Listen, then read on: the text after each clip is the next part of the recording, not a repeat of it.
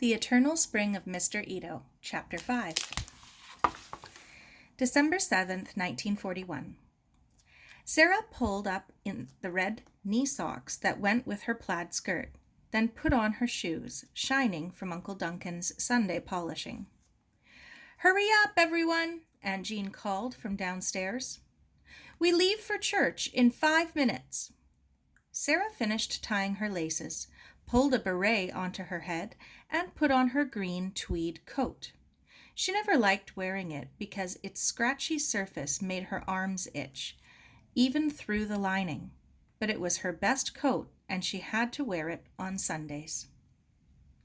Jamie and Mary were already in the hall. Mary looked very pretty in her pale gray coat, and she had a red pillbox hat perched on her piled-up hair, a veil wispy as a cloud shading her forehead. There was a glow about her, as though she were lit up inside. Aunt Jean came through from the kitchen. "Jamie, go and change your socks at once." Sara grinned. Her cousin hated getting dressed up and usually managed to register some sort of protest. Today, he'd put on one red sock and one blue sock. "And hurry up, young man. We can't be late today, of all days." "Is today special?" Sara asked. "It most certainly is," said Aunt Jean. "Today the minister will read the banns for Mary's wedding." "Why is he banning Mary's wedding?" Through Sara's mind flashed the image of her lovely pink bridesmaid dress, forlorn and unused in the closet, the wedding forever banned by the Reverend Mr. Colthorpe. "Don't look so worried, honey," Aunt Jean laughed.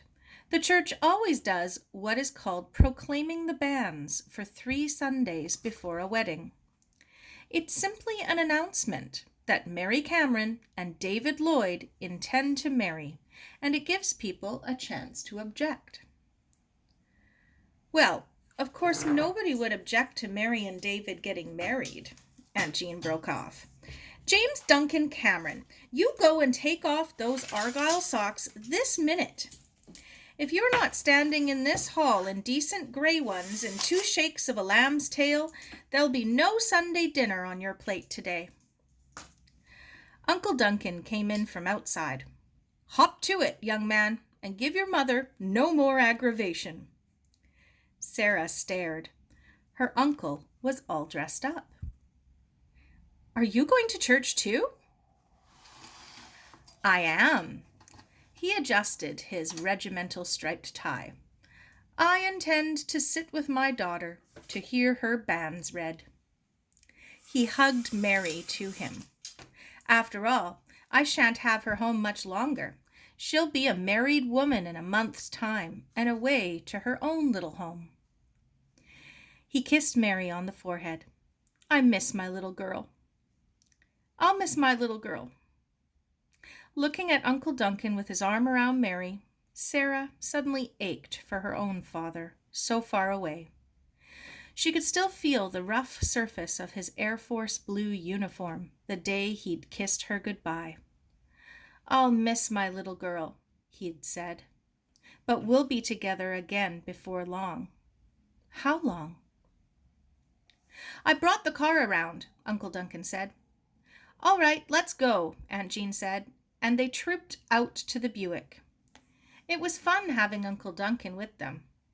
Most Sundays, he stayed home and read the paper. Maybe today he'd enjoy church so much he'd go with them more often. But chances were his eyes would close and his head would sink onto his chest before many minutes went by. "I still don't understand why they call it a ban if they're not banning the wedding," Sara said. "It's a different word, Sara, spelt with 2 N's, said Uncle Duncan. Words were his hobby. "It comes from the Anglo-Saxon word bannen, meaning proclaim. All it means is that the church is making a public announcement of the wedding. In the olden days, it gave the whole congregation a chance to anticipate and celebrate with the happy couple. And, of course, it also gave anyone who wanted to a chance to object if he had good reason. If he, for instance, knew that one of the couple was married already, or if they were too closely related to marry. He turned the Buick into the parking lot. They had reached the church within several minutes, and everyone agreed they had reached the church with several minutes to spare, and everyone agreed, and everyone greeted Uncle Duncan as if he were the prodigal son. Maggie and Ernie were with Mr. and Mrs. Lloyd in the pew behind, and, after low-voiced greetings, Ernie tugged Sara's braid. "What's the occasion? Why did your uncle come to church?" "The minister's reading the banns for Mary's wedding today," Sara whispered back. Maggie's eyes shone. "Oh, how romantic!" "Shh!" Mrs. Lloyd frowned at them. "Get your hymnals out and find the right page." "See you afterward," hissed Ernie. Sara liked church. She liked the feeling of belonging. She liked the smell of polish and candle wax. She liked seeing people in their Sunday best. She liked the stained glass windows when the sun shone through them, making colored puddles on the floor. She liked reading the plaques in memory of dead parishioners, and she liked the statue of the dead soldier lying in the lap of the Mother of Jesus. She especially liked the singing, but she didn't like the prayers. They seemed to be the same every week, and the Reverend Mr. Colthorpe didn't say them in a normal tone, but used a funny sing-song voice. It sounded as if he was showing off how well he could recite them, while at the same time he was as bored by them as Sara was. There were several, all in a row, and her knees hurt, pressing on the wooden kneeler. Sara had long ago stopped listening to the words, as she'd noticed that when Uncle Duncan didn't come to church, it was the prayers that sent him to sleep. He'd even snored once, and Aunt Jean had accused him afterward of not really being asleep at all and snoring on purpose. The Reverend Mr. Colthorpe droned on about repentance. Why couldn't he say a nice short prayer like Namu Amida Butsu? Sara shifted her knees and thought about the four-poster bed. She could still hardly believe Mary was giving it to her. "Don't be silly," Mary had said, laughing. "Of course I'm giving it to you.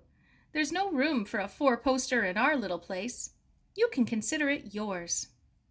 Sara sighed happily, picturing herself stretched out like a princess under the canopy, behind the bed's gauzy curtains.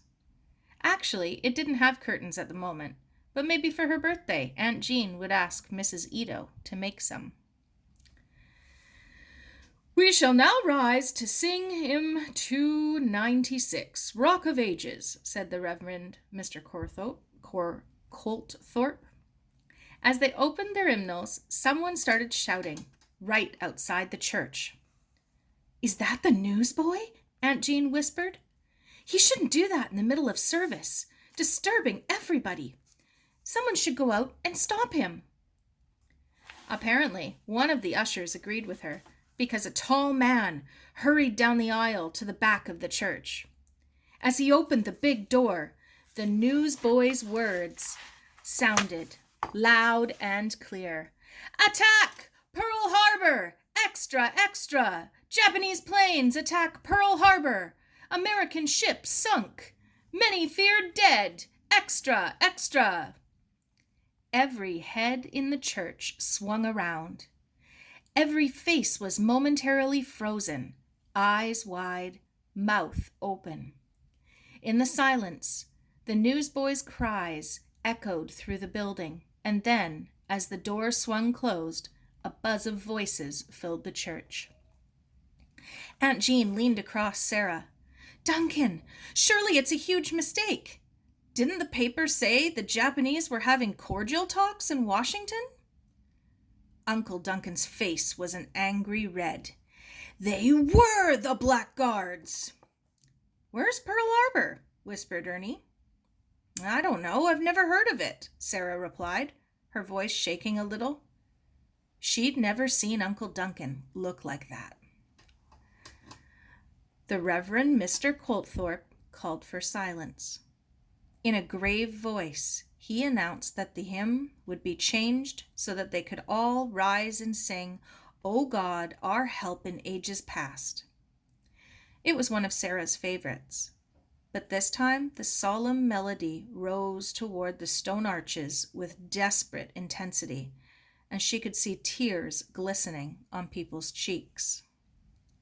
As soon as the hymn was over, many people hurried out of the church, and the rest began talking again. "Shh," Sara said. "Shh." The Reverend Mr. Colthorpe was reading the banns for Mary's wedding, but nobody was listening.